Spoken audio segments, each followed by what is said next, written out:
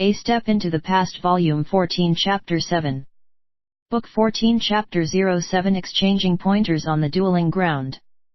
4 young lads were riding handsome horses and entered the assembly ground from the east. When they arrived at the center of the grounds, they picked up speed and strung an arrow to their bow at the same time. It was a neat formation and the crowd of 10,000 people is cheering for them.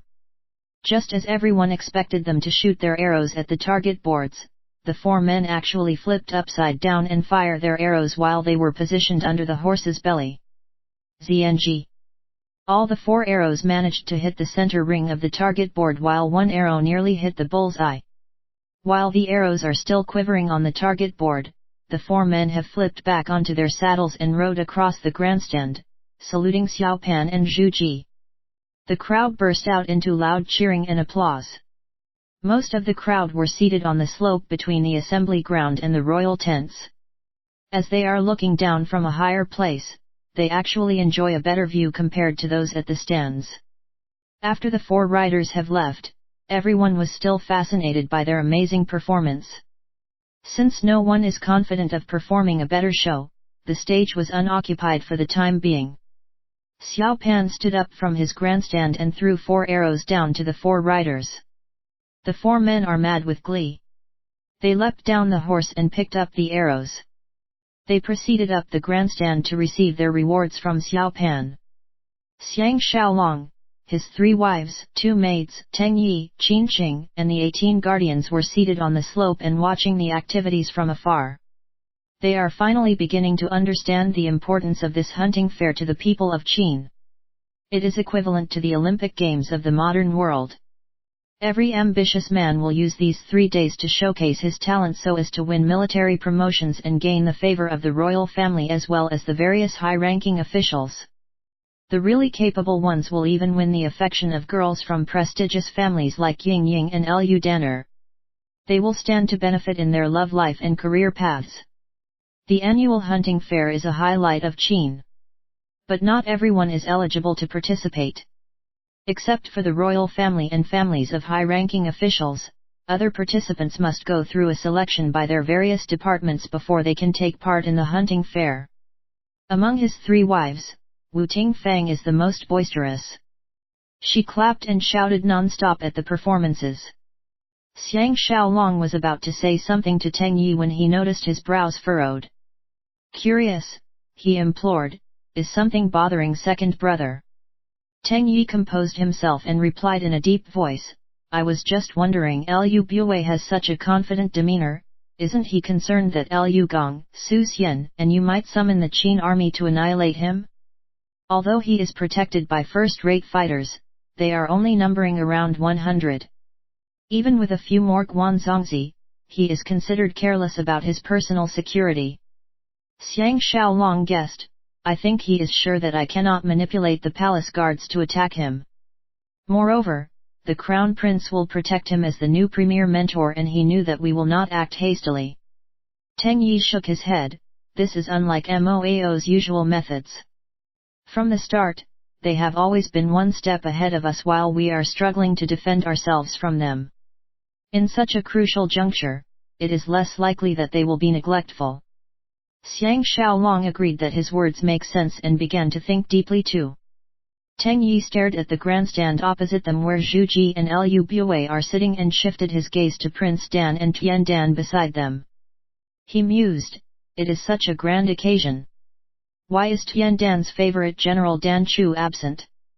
Xiang Xiaolong gestured Wu Yanzhu and Wu Shu to his side and instructed them to spy on the Qi people, smiling, it is no use thinking about it. Let's spy on them and see what is going on.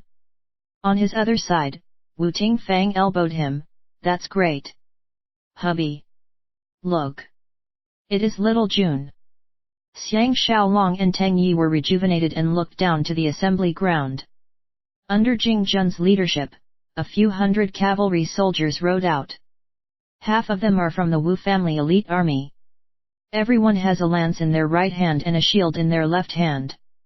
Using only their legs to control their horses, they performed a variety of stunts and poses. Jing Jun is even more imposing. Barking command after command, he directed his men with utmost confidence, evoking loud cheers and whistles from the crowd. The female warriors were squeezed on one side of the crowd and they acted as Jing Jun's cheerleaders under the leadership of Ying Ying and Liu Dan'er. On the grandstand, Liu Gong and the other military leaders nodded their heads in acknowledgement and praise. Once in a while, they will pass favorable comments. In these warring times, only a well-trained army can gain their attention. Zhao Ji happily cried, "Little Jun is really something." Suddenly, the soldiers split into two groups and carried out a mock attack on each other. As the horses brush past each other, sounds of weapons clashing can be heard.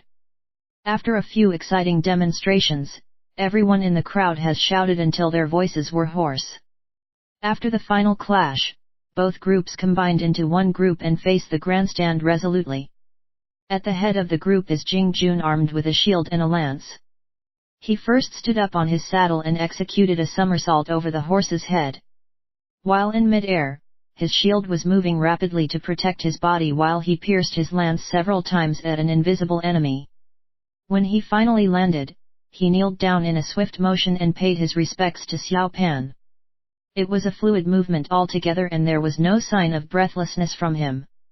The crowd exploded into their biggest cheers and applause since the beginning of the night performances. Even the cold Qinqing could not hold back and cheered for Jing Jun too. Xiao Pan saw that he is Xiang Xiaolong's sworn brother and is highly skilled at the same time. Delighted, he actually jumped up, withdrew his personal sword and threw it down to the ground. Jing Jun picked up his sword joyfully and howled another command. The cavalry troops marched neatly out of the assembly ground while he himself ascended the grandstand to claim his reward. Xiang Xiaolong could see that the crowd is still high after Jing Jun's performance.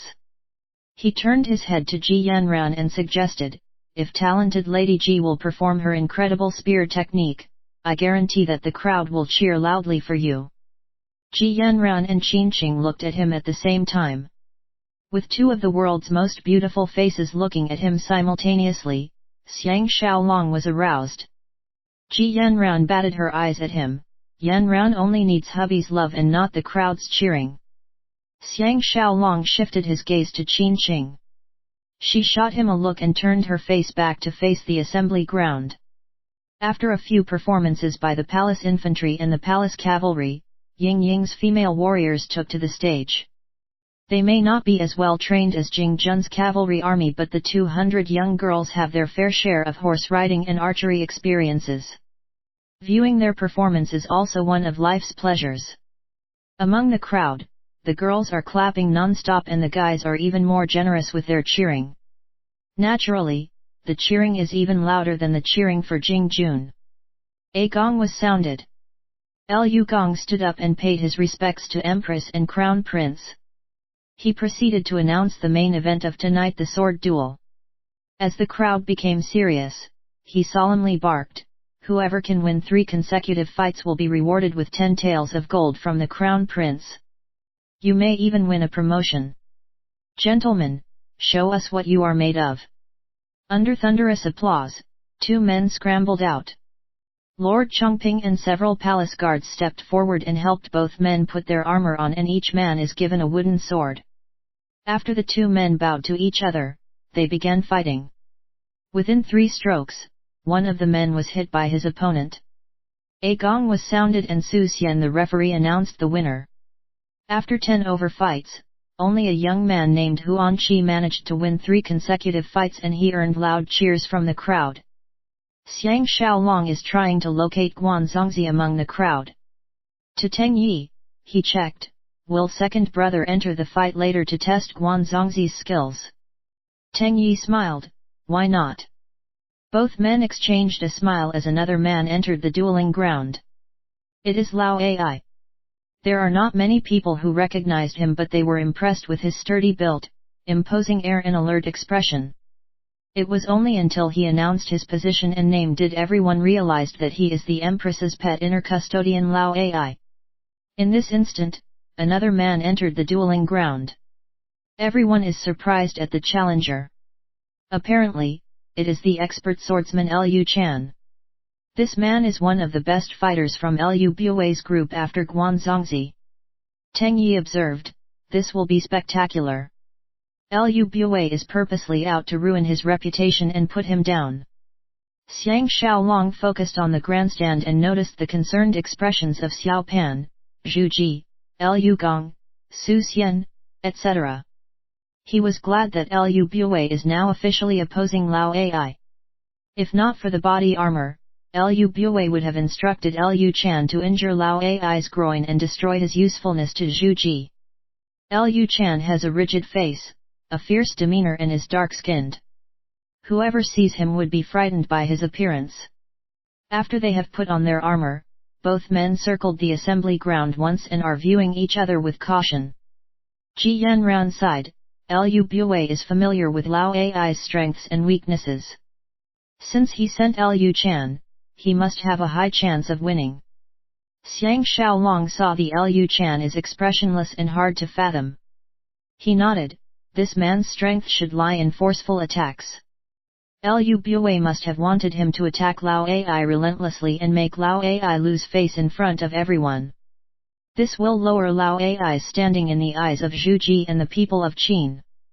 Before he can even finish speaking, Liu Chan roared and attacked Lao Ai.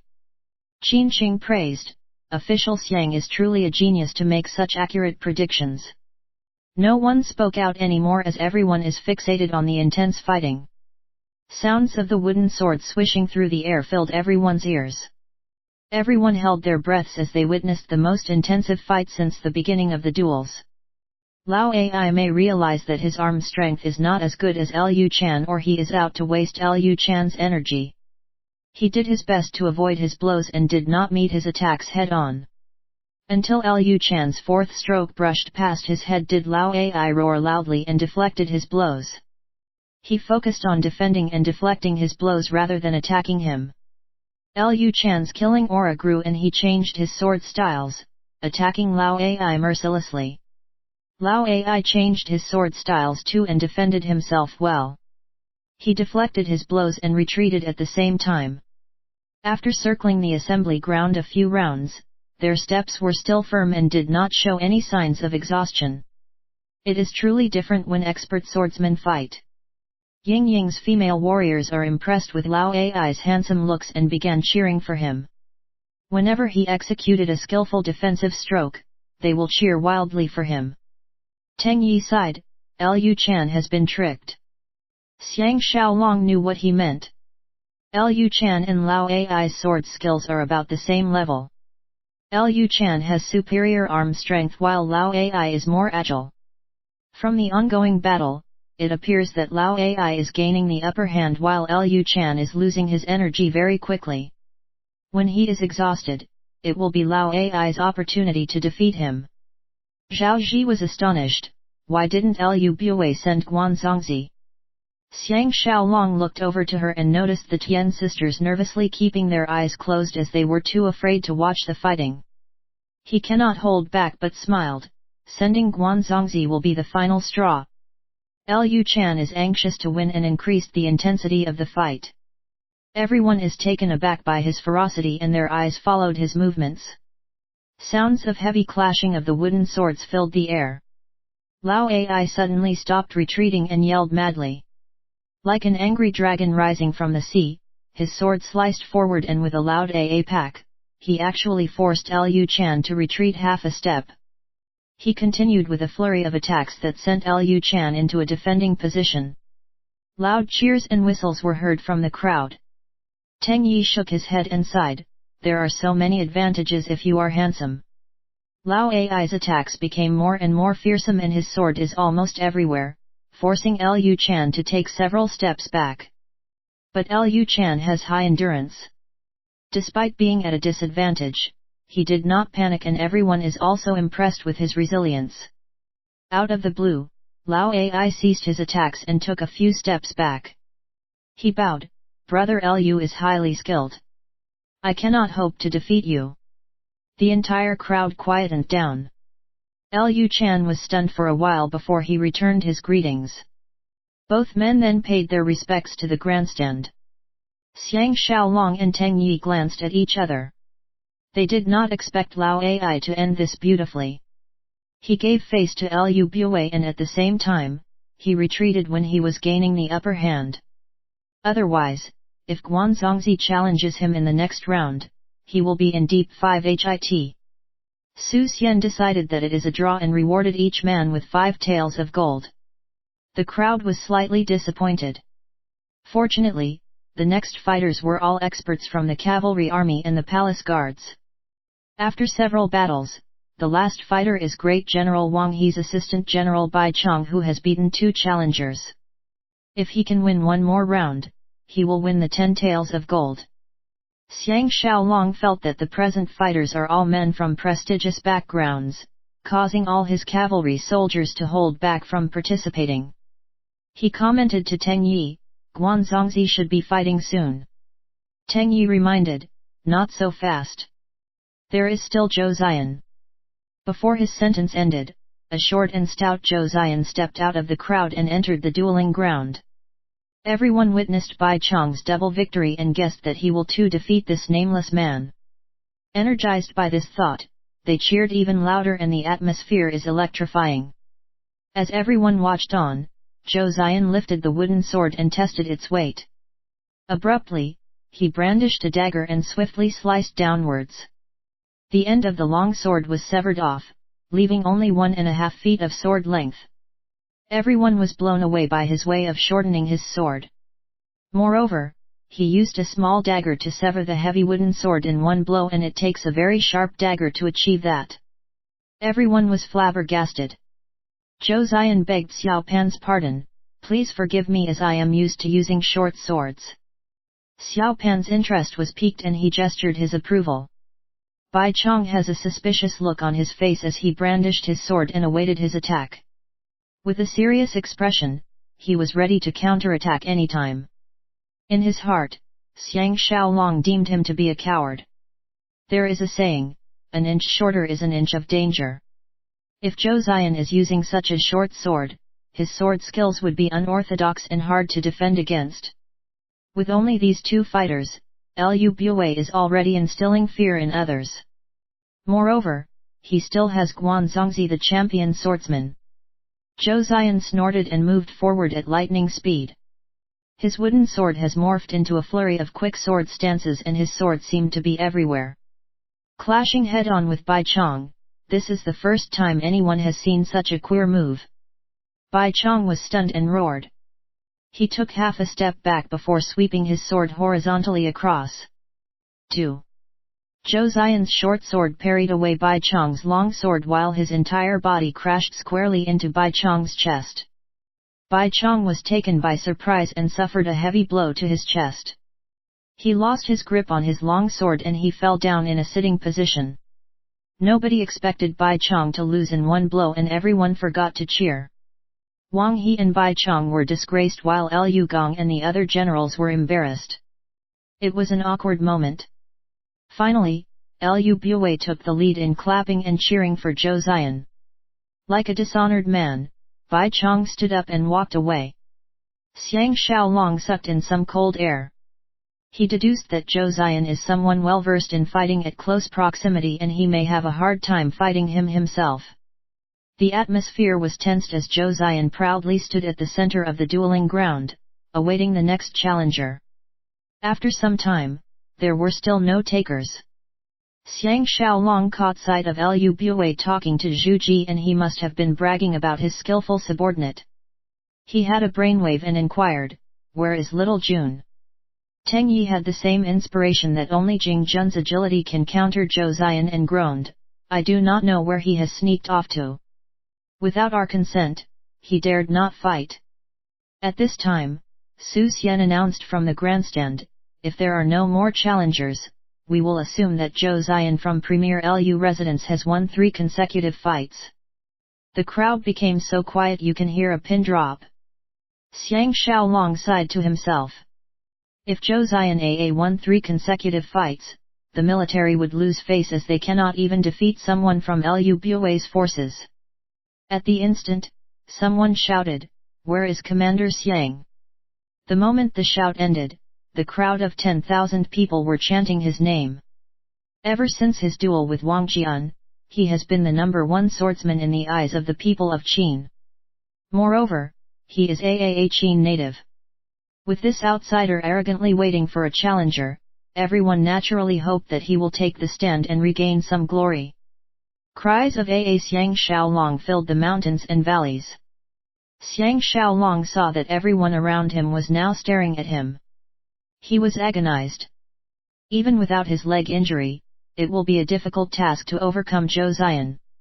Now that his movement is limited, what should he do?